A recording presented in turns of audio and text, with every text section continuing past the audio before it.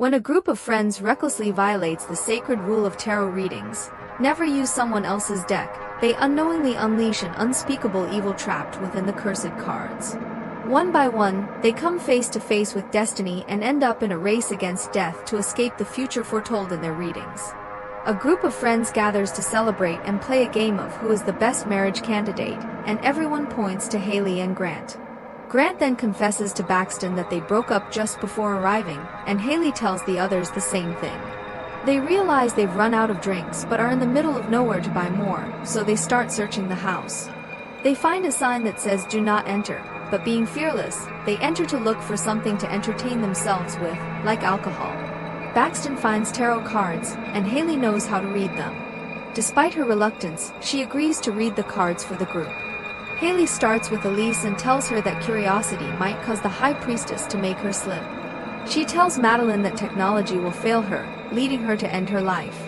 Next is Paige, who will be surprised by a magician and feel pulled in two directions, unable to see clearly. Paxton's cards say he can be stubborn, so the Fool advises him not to act impulsively but assures him he will always support his friends. For Lucas, the Hermit shows that his financial situation will change, but he must be careful because the reversed Hermit can mean danger. Finally, Grant's reading reveals that all Leos are stubborn, and he is stoking the fire. The Devil represents his dark side, indicating he must make a sacrifice or risk losing someone important. Grant gets upset, thinking Haley is talking about their relationship. Haley reads her own cards and consistently gets the same result. Love will lead her to death. They leave the vacation house and return to their daily lives. Lucas tells them he has won $700. While Elise is talking to her girlfriend Paige, she hears noises in the attic and closes the ladder, but the strange noises persist, and she investigates again.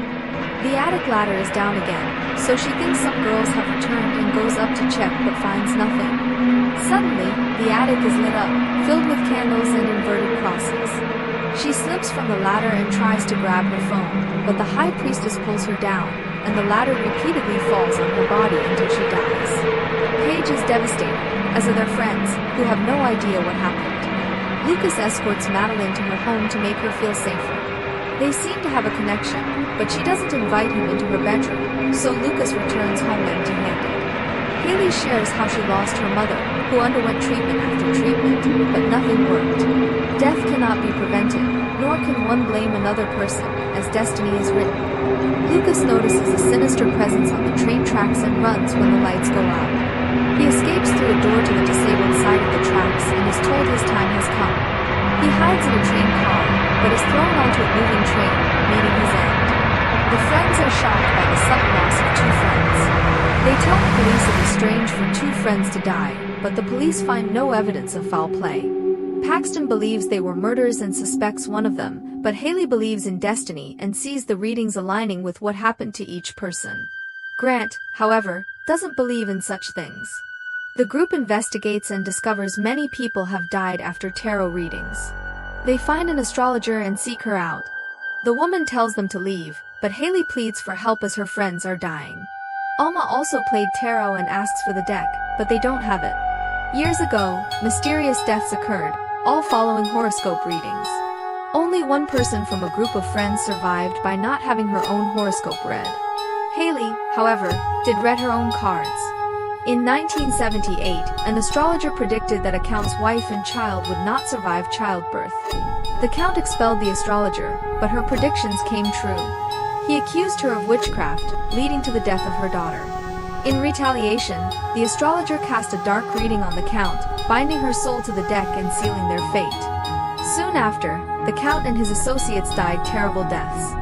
Now, anyone who has their cards read with that deck is cursed until death.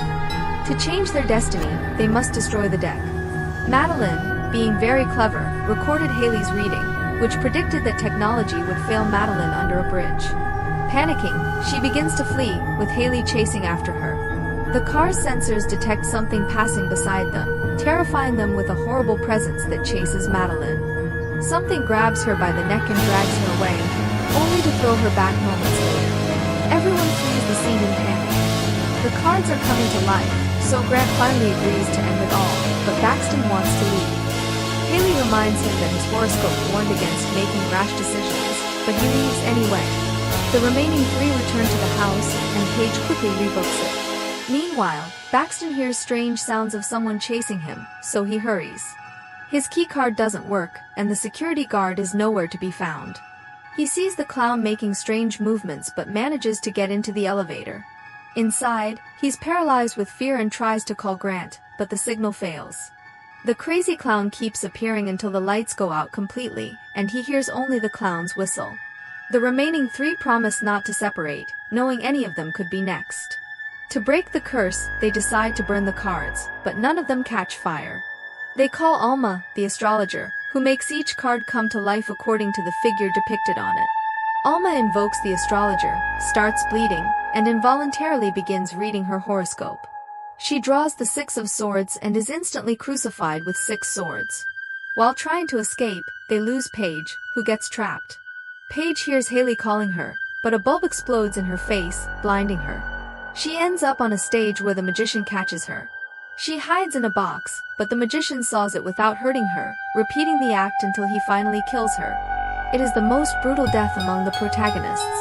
Grant and Haley have a heart-to-heart conversation, and Haley reveals that the stars had always warned her they shouldn't be together, and the readings kept saying the same thing. Whoever gets their horoscope read is cursed. Haley decides to read the cards for the astrologer, thinking they have nothing to lose if they are already destined for terrible deaths. Just then, the devil appears, chasing Grant, while Haley's love prediction indicates it will lead to her death.